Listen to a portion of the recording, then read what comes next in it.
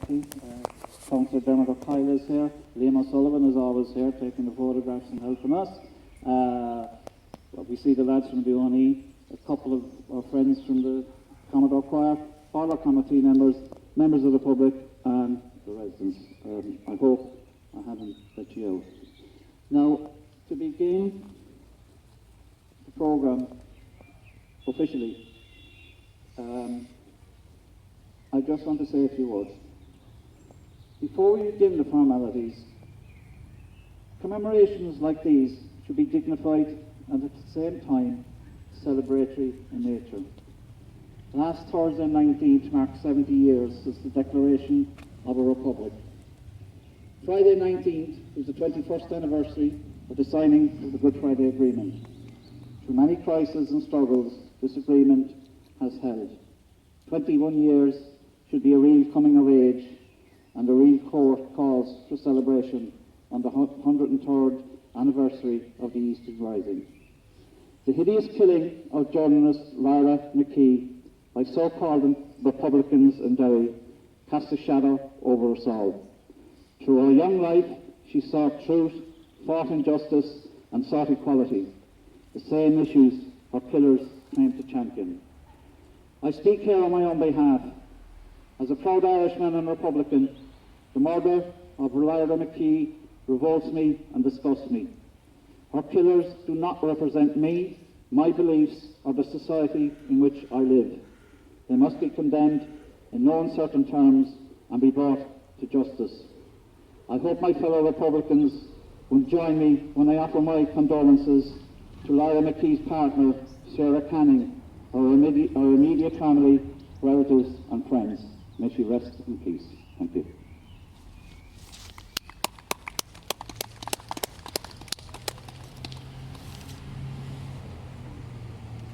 Right, ladies and gentlemen, so to begin with, I ask Brian Ahern, relative of Captain James Ahern, to this year lead a read for us. Please, guys.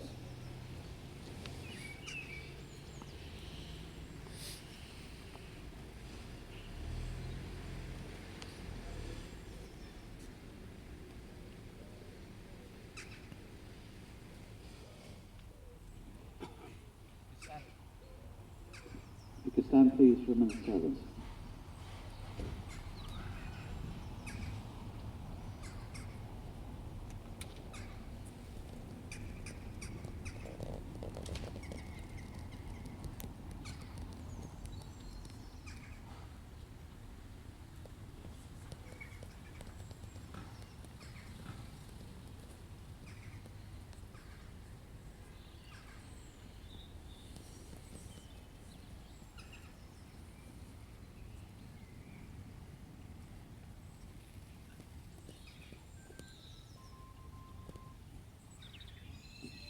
Thank you.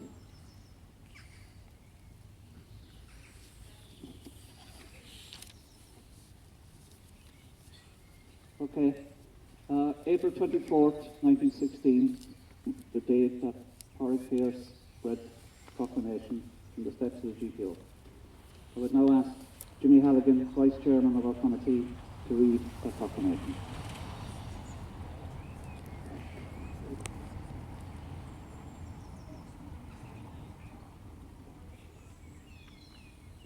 This is the proclamation that was read out on the steps of the GPO in 1916 by Padraig Pierce.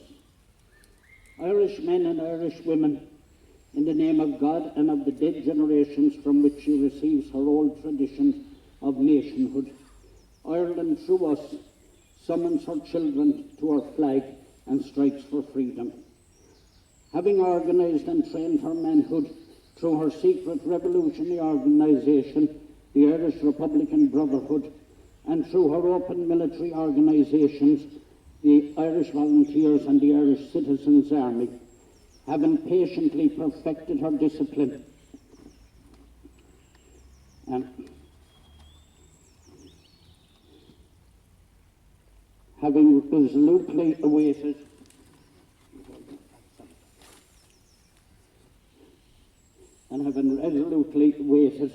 for the right moment to reveal itself. She now seizes that moment and supported by her exiled children in America and by gallant allies in Europe, but relying in the first on her own strength, she strikes in full confidence of victory.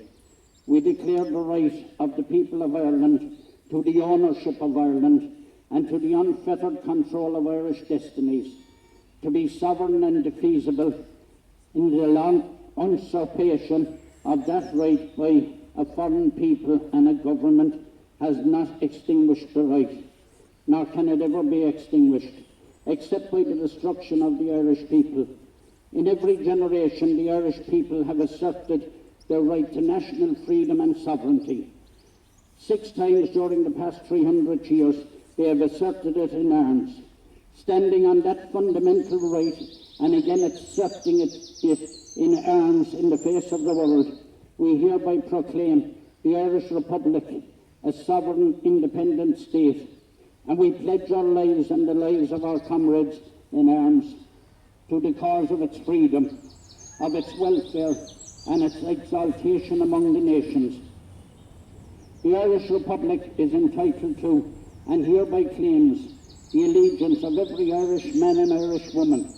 The Republic guarantees religious and civil liberty, equal rights and equal opportunities to all its citizens, and declares it resolves to pursue the happiness and prosperity of the whole nation, of all its parts, cherishing all the children of the nation equally, and oblivious of the differences carefully fostered by an alien government, which have divided the minority from the majority in the past, until our arms have brought the opportune moment for the establishment of a permanent national government, representative of the whole people of Ireland and elected by the suffrages of all her men and women.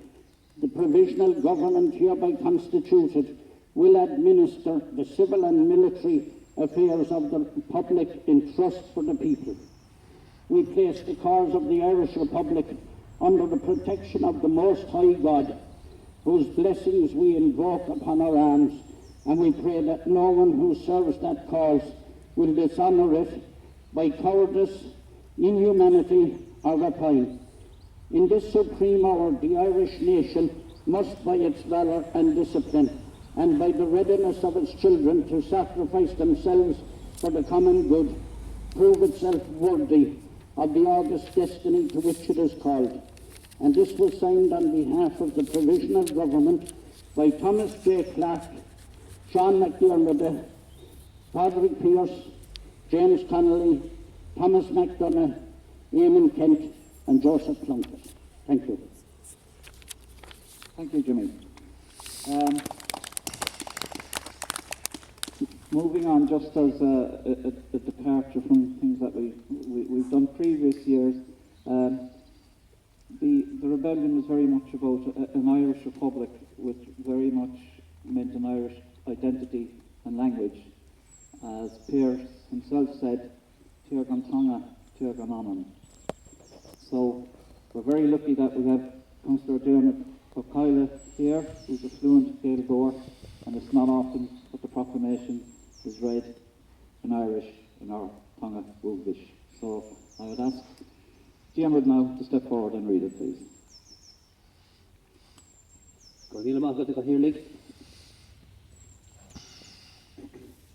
Public na Hairn, Realtas Shaladach, Public na Hairn, Divine na Hairn. Ara agus Maná na Hairn, in Anam Day, agus in Anam na Luan, a Choig Growing, agus Ona Vorshi, a Shan Udis Maná Shún, to Eire, Trina, a Garama Trina, Fina Bertach, agus a Bula Bula, ar Son na Sirsha. Taréishtí Agar agus a Luant, a Cor a Cuid Far, Trivan na Hagliachti Revlodi Runda, Brachlachas Publicach na Hairn, agus Trivan na Hagliachti Lilita Osculta, Oaklig na Hairn, agus Aram Coracha na Hairn.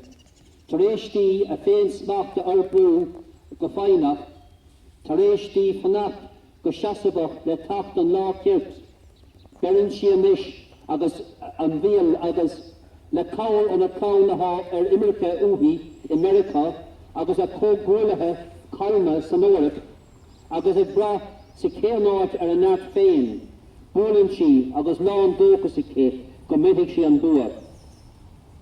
Dar a bhí míad gur ceart teanasach dochhuite ceart muinte na hÉireann chun sealamh na hÉireann agus chun dála na hÉireann is dúra gan srían.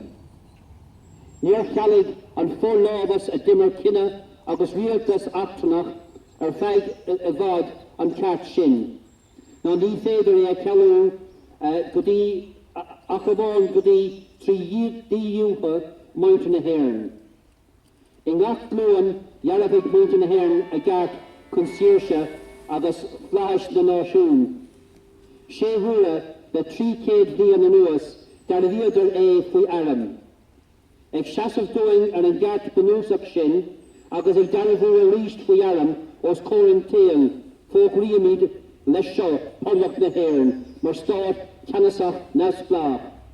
Agus colmid ar nanam féin agus anam ar gomráidathe cóart in gheall lena saoirse agus lena las agus lena móra i measc na náisiún. Tá ceart ag podlach na hÉireann ar díalseach agus maná na hÉireann agus élíonn sé an díalseach sin. Rahíonn an podlach saoirse credamh agus saoirse sídhéalta, cearta cothlam agus deisna cothlam do gach uile saránach, agus fógraíonn sí gur rómdaí sunas agus séan an náisiún go thomláin agus ina páirt daí a baint amach agus í có ceanúil céanna ar clann ine an náisiún agus gach beann i cé ar na difríochtaí a chothaigh rialtas achtanach go cuaramach an deint agus deint numnach ón móra san áha hart. Go muineann an naram óing chuthúil amach na haig bhunú rialtas náisiúnta bhuan a bheith ionadíocht do mainte na hÉireann ile agus a thórfar na bótaí a chuid fearr agus ban ile, raigh an rialtas sealadach a bhain ítar leis seo gnóthaí sídhéalta agus míleata na phoblachta ar iontaobhas don phobal.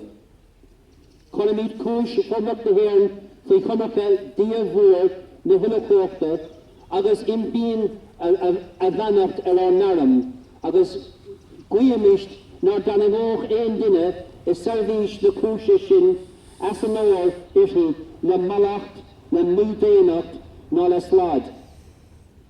In uair seo na canúna, ní fallóid a náisiún na hÉireann trí na bhisneach agus dá ampur agus trí tóir a cunamh iad féin a íbert ar son las an phobal, go dtithe sí an réim roiasam in andaí. Ar na híanú ar ceann a mílta sealdach. Tomás Seamus ó Cléirigh, Seán Mac Diarmada, Tomás Mac Donacha, Pádraig Henry Mac Píris, Éamon Kent, Seamus ó Cornéla agus Seosamh Cloncéad.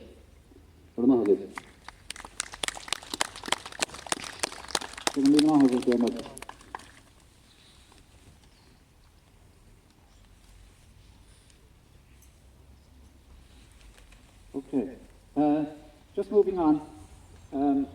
All of us at this stage probably know the events of 1916 in Dublin. Maybe some of us don't know about what the Cobh companies of IRA and volunteers were about at the time around 1916. So I asked the chairman of our committee, Councillor Pierre McCarthy, to give us a brief outline of their activities.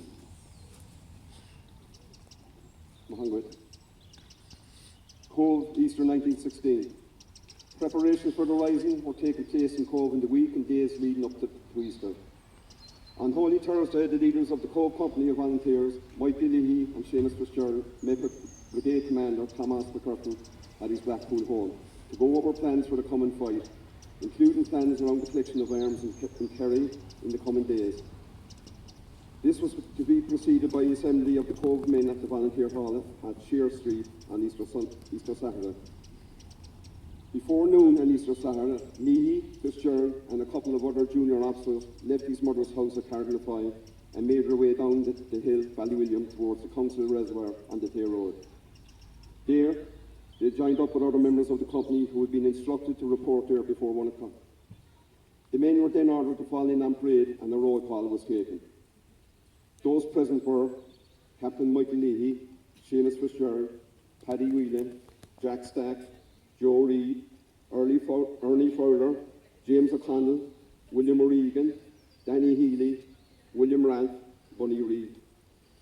The parade was also notified that Liam Ahern and Jack O'Connell would follow on later on bicycles. Seamus Fitzgerald then proceeded to take a tally of all weapons and ammunition present. He found there were 5 Lee Enfield rifles, 1 Martini rifle with 250 rounds of 303 ammunition. There were 15 revolvers of 32, 38 and 45 caliber with 100 rounds of assorted ammunition.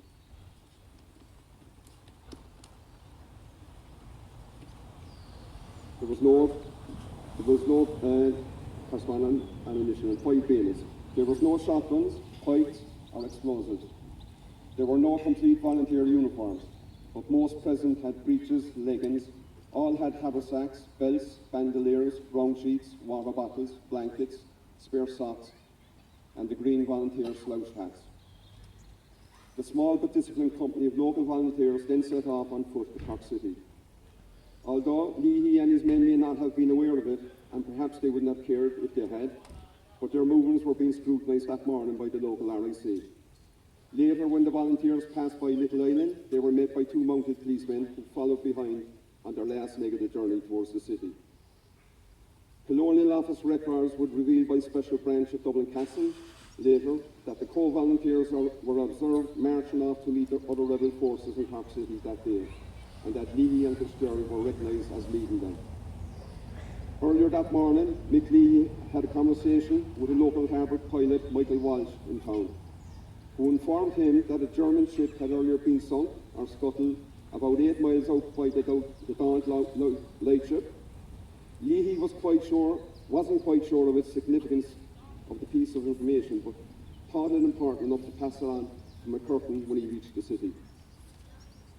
It may also be possible that this detail of crucial information and its significance, for which McCurtain and McSweeney would have each had a better understanding of than Leahy, played a later part in the decision of Cork to not rise up in 1916.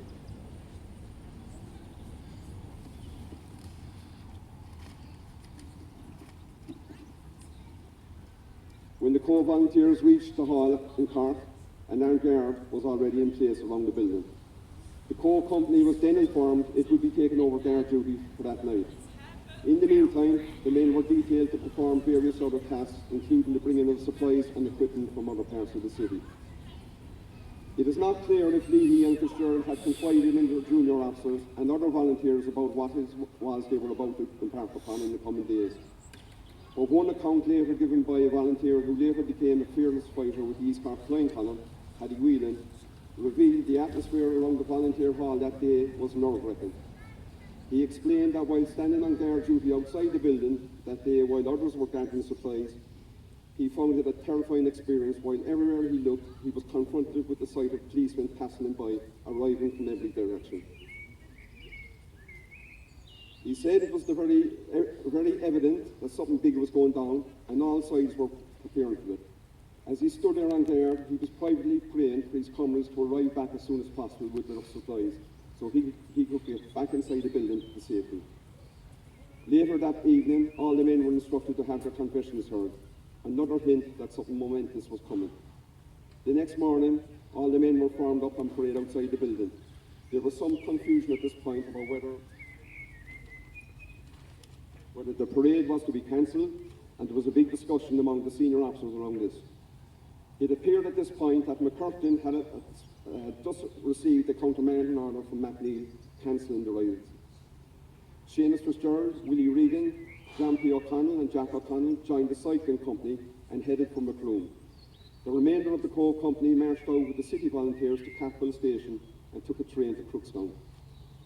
From there, they marched on to Kilmurray and were joined by the Ballinadee and other West Cork volunteers under the command of Tom Hales.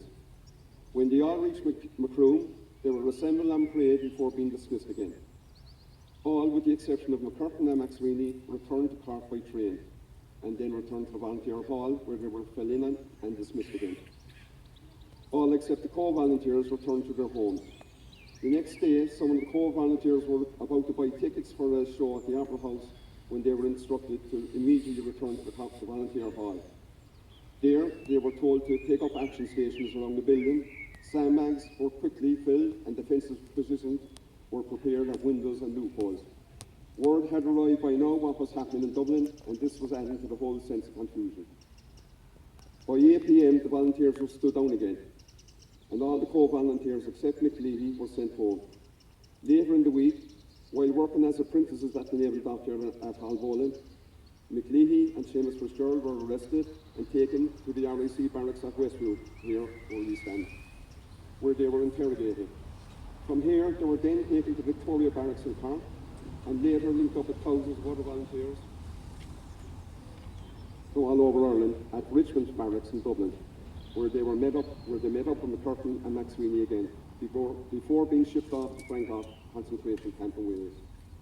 After the general amnesty of prisoners in August 1916, Leahy and Fitzgerald were greeted off the train here in Cobh to a hero's welcome. Thank you, Karen. So, just briefly to give a synopsis of that and what Karen has said. The events of Easter 1916 lit a flame that eventually led to the War of Independence and the continuation of the fight for Irish freedom. We should remember what part Cobh played in the whole struggle. Historians will tell you Munster was a hotbed of education and Cork was at the epicentre. The men and women of Cobh were some of the bravest and committed of the time. Previous to 1916, there were hundreds of volunteers in Cobh, but following on from Redmond's call to arms to the British, that number dwindled. But those that remained were determined to see the formation of an independent Irish Republic. In Easter 1916, as Karen said, the Cobh Company of 13, led by Mick Leahy, set off from the Tay Road to join the rising in Cork. Also joining McCurtain that day was Liam O'Brien and I.R. Beeman, who worked in Wilson's Chemist in the town. Of course, when a deal was brokered for the volunteers to store their arms in City Hall, the Cobh Company refused and returned home with their weapons. How right they were, as a few days later, the British confiscated those arms held in the hall. Subsequently, Seamus Fitzgerald, McLeahy and Liam O'Brien were arrested, finally ending up in Frangoch internment camp. On their release, they were given a hero's welcome on the return to Cobh. The irony of this should not be lost, because after the volunteer split in 1914, they were treated more or less as pariahs in the town.